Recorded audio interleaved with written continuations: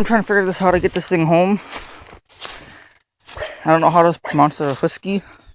It's got a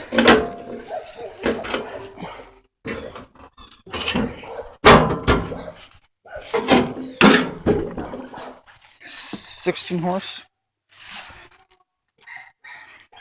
I'm trying to figure out how to get this thing to my house. I brought a lawnmower over here with the trailer on it, and I can't. The rear end's locked up. See, like, so